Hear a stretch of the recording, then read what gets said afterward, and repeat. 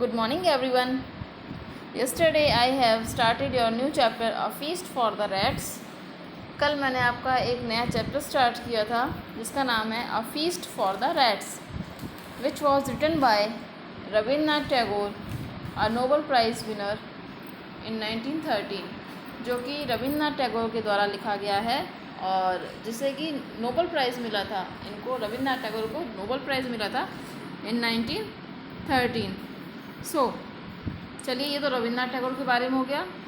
In this story there is a group of school students. मैंने आपको थोड़ा सा इंट्रोडक्शन दिया था इस चैप्टर का, but today we will discuss the summary of this chapter. लेकिन आज हम लोग इस चैप्टर की समरी पढ़ेंगे। पूरे चैप्टर की समरी मैं आज आपको पढ़ा दूँगी एंड फिर आगे with the help of audios I will send you the explanation of these paragraphs one by one, जिससे कि आपको अच्छे से समझ में आ जाए। पहले आपको समरी मालूम होगी तो आपको समझने में आसानी होगी।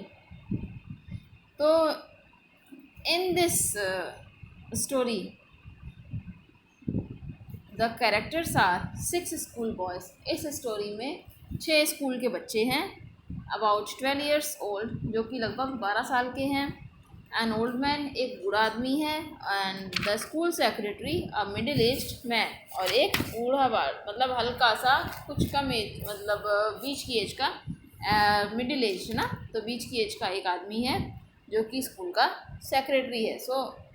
मैंने आपको क्या बताया था कि इस स्टोरी में स्कूल के बच्चे हैं जो कि अपने नए संस्कृत टीचर को पसंद नहीं करते हैं, मतलब even they don't met him, यहाँ तक कि वो उससे कभी मिले भी नहीं हैं, फिर भी वो लोग उसको पसंद नहीं करते हैं। So it is not good to make a opinion about a person whom you never met.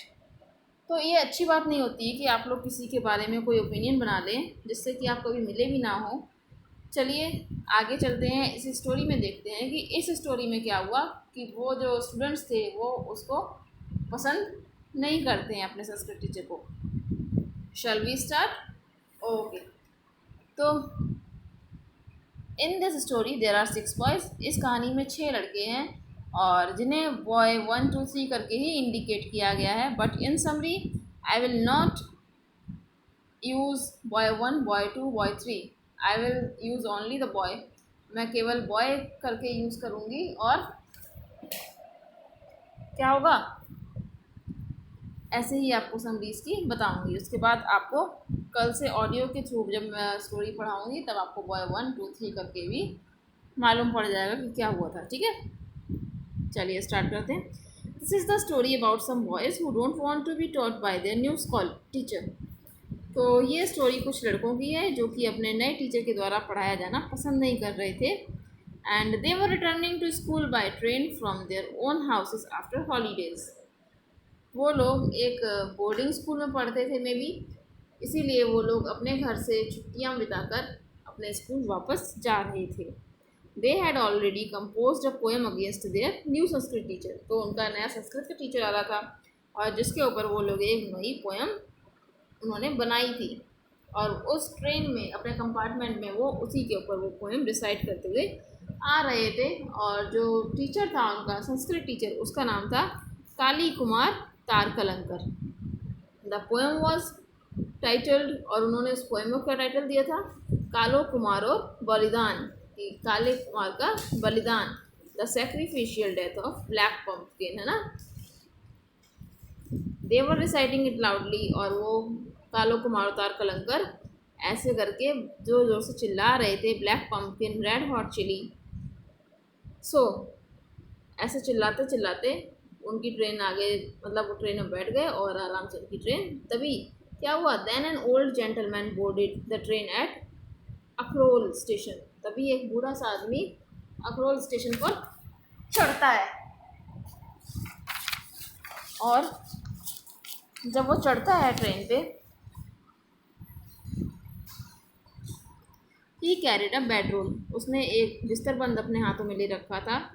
2 और 3 अर्दन पॉट्स थे उसके हाथों में, उसके हाथ में कुछ उसके साथ बर्तन भी थे और जो कि कपड़े से बंद थे, और एक टीन का बक्सा भी था, कुछ बंडल्स भी थे, वो तभी उन्हीं में से एक लड़का, जो वो 6 बॉयज़ थे उनमें से एक लड़का जो था वो बोलता है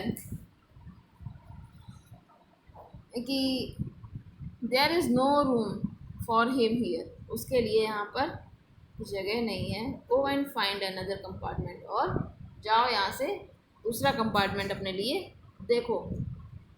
the gentleman replied that there is no room anywhere, तो जो बूढ़ा आदमी होता है वो भी बोलता है कि हाँ यहाँ पर कहीं भी कोई जगह नहीं है। He will just take a little corner and won't disturb them, और वो यहाँ पर एक छोटे से कोने में लेट जाएगा, बैठ जाएगा, और वो उन्हें बिल्कुल भी परेशान नहीं करेगा। यहाँ तक आपको समझ में आ गया होगा उसकी संधि। फिर क्या होता है आगे देखते हैं।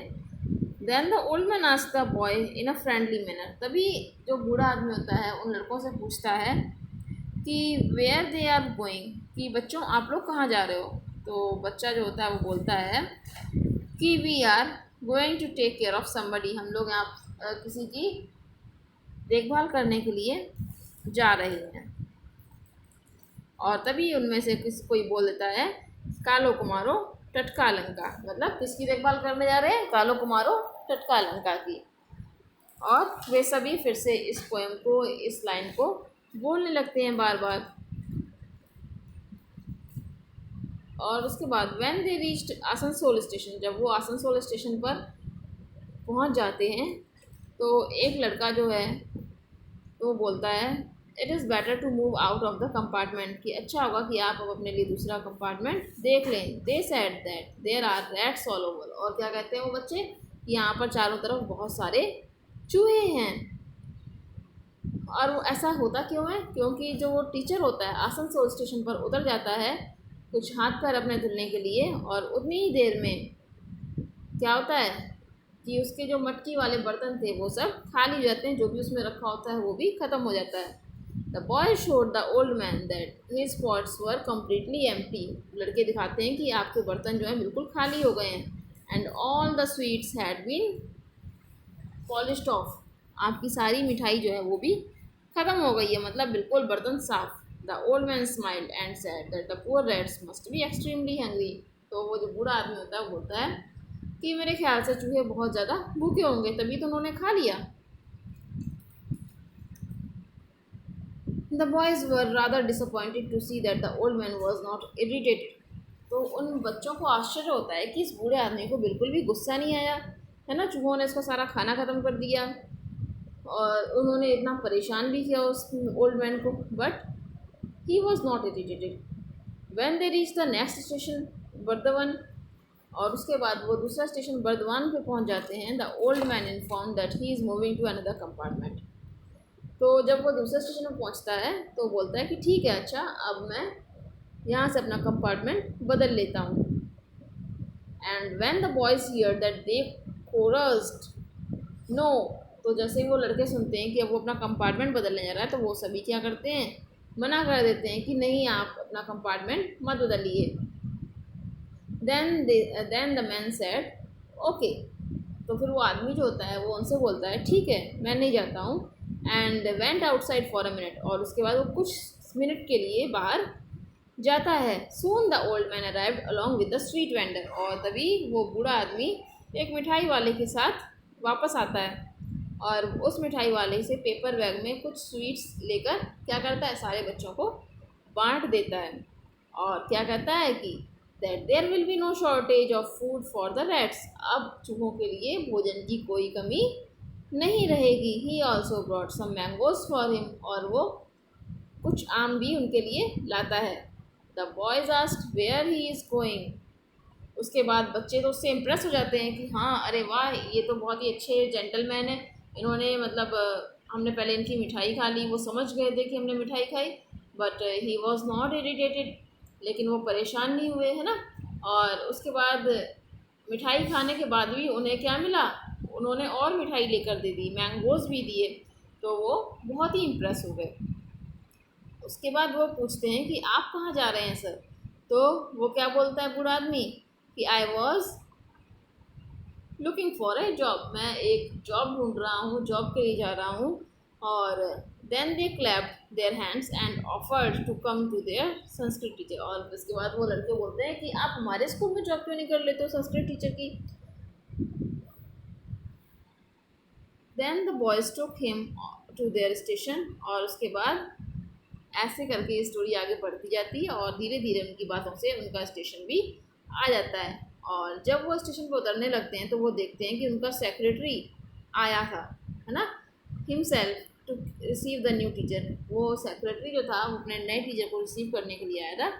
सीइंग द ओल्ड मैन, और उस बूढ़े आदमी को देख के द सेक्रेटरी सेड, सेक्रेटरी कहता है वेलकम वेलकम तारकल अंकल मोशाय, कि तारकल अंकल मोशाय आपका स्वागत है, विद दीज टू वर्ड्स। और वेलकम करने के बाद वो वहाँ पे झुक जाता है और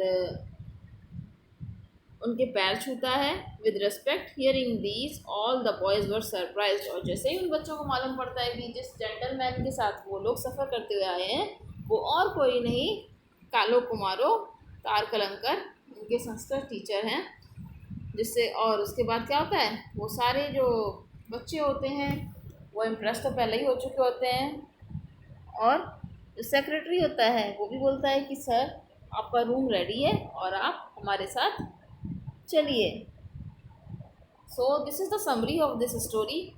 ये इस स्टोरी की समरी थी और होप यू ऑल अंडरस्टैंड। मुझे लगता है कि आप सबको ये स्टोरी जो है समरी के थ्रू काफ़ी कुछ उसका आपको क्लियर हो गया होगा।